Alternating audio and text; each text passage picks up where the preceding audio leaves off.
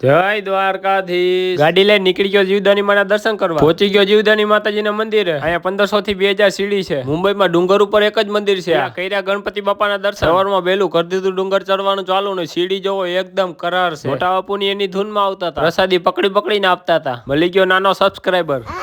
પગથિયા ફૂલ ઠંડા થઈ ગયા હતા